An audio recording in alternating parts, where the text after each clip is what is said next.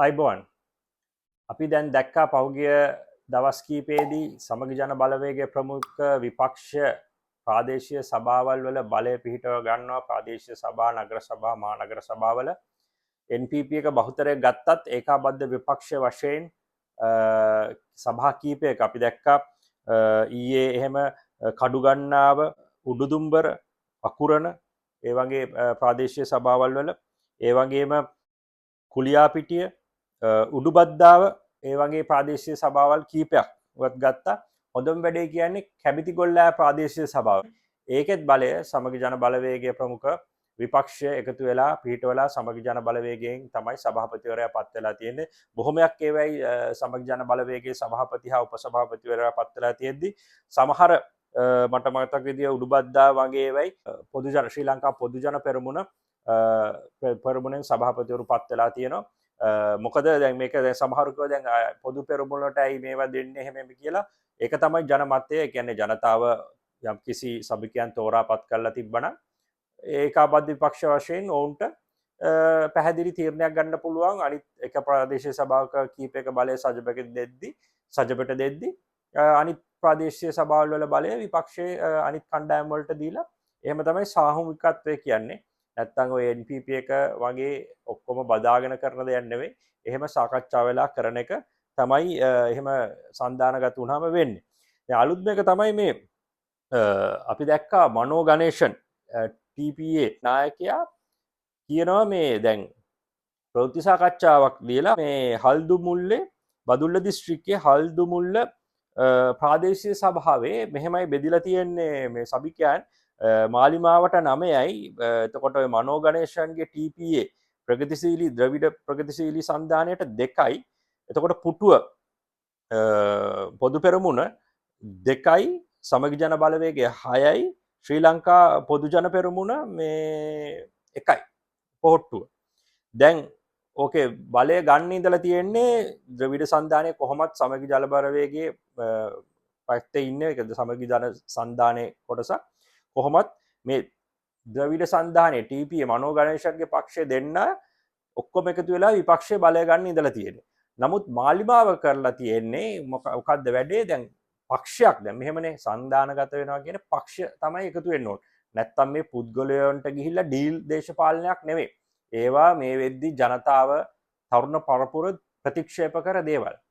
නමුත් මාලිමාව මොකද්ද කරලා තියෙන්නේ මේ මෙතන මනෝ ගණේෂන් කියන විදියට ඕක ඔවුන් පක්ෂයේ තීරණය කරලා තියෙද්දි විපක්ෂයේ පුද්ගලයාට සමගි ජන බලවේගයෙන් ඉදිරිපත් වෙන කෙනාට ඡන්ද දෙන්න කියලා ඔවුන් කරලා තියෙන්නේ අර පක්ෂයේ මතයට විරුද්ධව අර മന്ത്രി ඉවරු දෙන්නාගේ කැමැත්ත දිනාගෙන තියෙනවා මාලිමාව වෙනුවෙන් මාලිමාවේ අපේක්ෂකයා වෙනුවෙන් ඡන්ද ප්‍රකාශ කරන. ඒ නිසා අර 9-2 එකතු වෙලා ඒ බලය ඔවුන්ට ගිහිල්ලා තියෙනවා. ඊට පස්සේ මනෝ ගණේෂන් ප්‍රවෘත්ති සාකච්ඡාවක් තිබ්බා. අද මේක ප්‍රචාර වෙද්දී කියන්නේ ඊයේ වීඩියෝ එක දාන්න හෙට. එතකොට කියන්නේ ඊයේ මනෝ ගණේෂන් ප්‍රවෘත්ති සාකච්ඡාවක් කියලා කිව්වා. මෙන්න මෙහෙම වැරදි වැඩක් කරලා තියෙනවා. පක්ෂ නායකත්වය කෘත්‍යාධිකාරී මණ්ඩලය එකග වෙලා තියෙද්දී පොදු විපක්ෂයක් වශයෙන් කටයුතු කරන්න මාලිමාවේ ඉතා ඉහළ පෙළේ අය මේ පුද්ගලයන්ව ඔහු කියන විදිහට බොහෝ විට ඔහුගේ ප්‍රදේශ සාකච්ඡා අනුව යම්කිසි දේවල් ගනුදෙනු වෙන්නත් ඇති කියලා. නැත්තම් මොකද ඔවුන්ට මේ මාලිමාවට මෙච්චර කැමති නම් එහෙනම් ඉතින් මේ දෙමළ මේ ප්‍රගතිශීලී දෙමළ සන්ධානයෙන් ඉල්ලන්න ඕනේ නැහැ. මාලිමාවට කැමති නම් මාලිමාවෙන් ඉල්ලන්න තිබ්බනේ. මාලිමාව එකත් එක්ක ඒ කියන්නේ පක්ෂය දැන් මෙතන දැන් අනිත් පක්ෂ එකතු වෙන්නේ නායකත්වයත් එක්කම පක්ෂ විදියට එකතු වෙන එක. එතකොට නායකය කෘත්‍යාධිකාර මණ්ඩලය පක්ෂයේ අනිත් සමාජිකයන් ඔක්කොම එකතු වෙලා ඒකමතිකව තීරණය කරන නිසා ඒ ප්‍රාදේශීය සභාවල් වල ඉන්න අය එකතු වෙලා ඒ විපක්ෂ පොදු විපක්ෂ එක්කෙනාට ඡන්ද දෙනවා. දැන් මෙතන වෙලා තියෙන්නේ පක්ෂයේ නායකත්වය වෙන දෙයක් කියද්දි අර පුද්ගලයෝ වෙනම ගිහින් ඊට විරුද්ධව ඡන්ද දෙනවා. දැන් එතකොට මෙතන පේනවා මෙතන ඩීල් එකක් තියෙනවා. මොකද අර පක්ෂය කියද්දිත් තමුන් ඒ පක්ෂයෙන් ඡන්ද ඉන්නලා ඒ පක්ෂ වෙනුවෙන් ඡන්දේ මිනිස්සු දීලා තියෙද්දිත් පක්ෂයේ මතයට විරුද්ධව ගිහින් මාලිමාවට එකතු වෙනවා කියන්නේ ඉතාමත්ම බරපතල කාරණයක්. අනික මේක මාලිමාව දැන් ඔවුන් නිකන් මේ හිතලා යන්නේ නැහනේ. මාලිමාවෙන් ආරාධනාවක් එන්න ඕනේ. එන්න අපිට ඡන්ද දෙන්න. මෙහෙම කියලා. එහෙම නිකන් කිව්ව පළියට එන්නෙත් නැහැ. ලොකු බලකිරීම. මොකද නායකත්වය ඔන්න ස්වාධීනව හිටියනම් කාටවත් ඡන්ද දෙන්නේ නැහැ කියලා එහෙනම් තව හිතන්න පුළුවන්. නායකත්වය කියලා තියෙන්නේ විපක්ෂයේ පොදු අපේක්ෂකයන්ට දෙන්න කියලා. එහෙම තියෙද්දි මොවුන් ඒ තීරණයට පිටුපායනවා කියන්නේ ඉතාමත් බරපතල යම්කිසි ගනුදෙනුවක් වෙලා තියෙනවා. දැන් මනෝ ගණේෂන් කියන විදිහට යම්කිසි ගනුදෙනුවක් වෙලා තියෙනවා. ඉතින් මේ මිනිස්සු සිස්ටම් චේන්ජ් කරන්න කියලා ඇවිල්ලා බලය වෙනුවෙන් ඉතාමත් පහත් පෙළේ අපි එදා වීඩියෝ එකත් කරානේ මාලිමාව ගිහින් අන්තිමට පිල්ලයන් ළඟටත් ඇද වැටුණනේ. පිල්ලයන්ගේ පක්ෂයෙන් ඡන්ද නිගමනයේ ගියා. මන් දන්නේ මිනිස්සු මේ සිස්ටම් චේන්ජ් කියලා ඇත්තටම මාලිමාවට මේ JVP එකේ කවුද ඉන්නේ සිස්ටම් චේන්ජ් කරන්න පුළුවන් පුද්ගලයෝ දින්නේ බොහොම ප්‍රාථමික ගණයේ කැම්පස් සමහරු හොර උපාධි කැම්පස් ගිය අය හරි හරමං රස්සාවක් කළා නැහැ.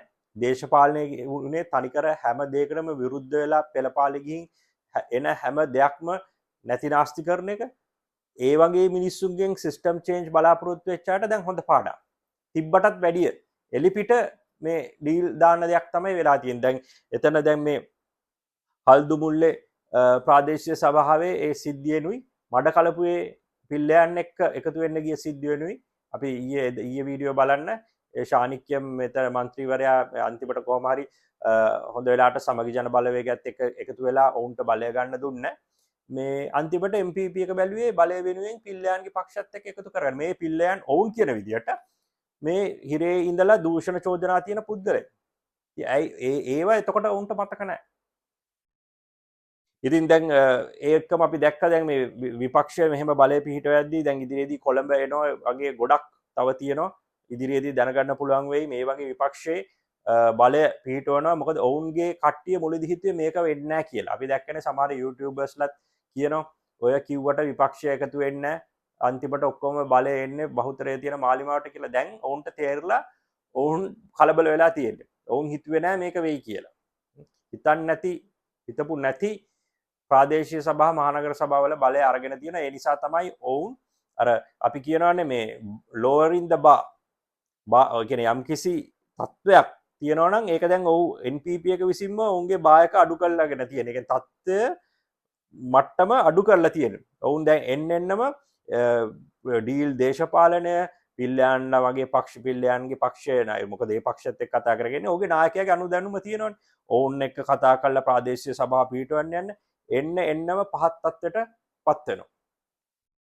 ඒකයි දැන් අර JP-යට තේ කියනවා දැන් මේ දැන් සජ්ජබ එකතු වෙනා පොදු පෙරමුණත් එක්ක UNP එකත් එක්ක හොරුත් එක්ක එකතු වෙනවා.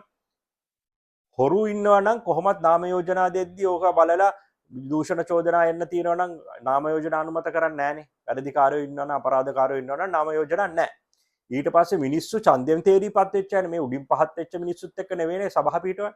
ඒ මිනිස්සුන්ට රටේ දේශපාලිකව ඡන්දෙ ඉල්ලලා මිනිස්සු ඡන්දෙ දීපු ප්‍රජාතන්ත්‍රවාදී අයිතිය. ඉතින් මේ මිනිස්සුත් එක්ක එකතු වෙලා පක්ෂ හදන එක මේ ආණ්ඩු හදන එක කිසිම වැරද්දක් නැහැ. හොරු නෙවෙයිනේ. නිකම් බොරුවට මොකද දැන් එහෙනම් දැන් NPP එක මුලින් කිව්වේ ඔක්කොම හොරු ඔහොම කියලා ස්වාධීන කණ්ඩායම් වලින් තමයි ඔක්කොම ලොකම හොරු වෙන්නේ කියලා. දැන් කොළඹදී ස්වාධීන කණ්ඩායම් එක්ක ගිවිසුම් ලැජ්ජ නැතුව ගිවිසුනුත් අත්සන් කරනවා. මොන ලැජ්ජ නැති වැඩක්ද? ඒ ස්වාධීන කණ්ඩායම් හරි නිලය ඔක්කොම කියලා මේ තනිකර වෙන පක්ෂ වලින් ඉල්ලන්න බැරි නිසා බොරුවට ස්වාධීන කණ්ඩායම් කියලා හදාගෙන ඉල්ලන දූෂිතයෝ ඉන්නේ ඔක්කොටම වැඩිය ඉන්නේ දූෂිතයි ස්වාධීන කණ්ඩායම් වල කියලා දැන් ප්‍රවෘත්ති සාකච්ඡා තියලා ගිවිසුම් අත්සන් කරනවා. මොන විහිළුද? දැන් ඉස්සරහට බලා ගන්න පුළුවන් වෙයි JVP අයට පාක්ෂිකයන්ට රත් වෙයි. මොකද ඉතිරු ඔය තියෙන ප්‍රාදේශීය සභාවල ඡන්ද තිබ්බාම බහුතරයක සමහර ඒවායි NPP එක බලය ගන්නේ. බහුතරයක විපක්ෂයට ගිහිල්ලා බහුතරයක් සමගි ජන බලවේගයේ සභාපතිවරු නගරාධිපතිවරු පත් වෙයි. ඒ වගේම මොකද ඒක සාහූමිකව යන දෙයක්. එතකොට අනිත් පක්ෂ වලටත් සමහර ප්‍රාදේශීය සභාවල වල බලය සභාපතිකම් හම්බ වෙයි. එහෙම වෙයි බහුතරයක් ප්‍රාදේශීය සභා නගර සභා මහනගර සභා විපක්ෂයට යයි ඉදිරි දින කීපයකදී. ඔය ටික තමයි මට අද කියන්න ඕන උනේ. channel එක subscribe කරලා නැත්නම් subscribe කරන්න, comment කරන්න. අපි තව වීඩියෝ එකකින් හම්බ වෙමු. බොහොම ස්තුතියි.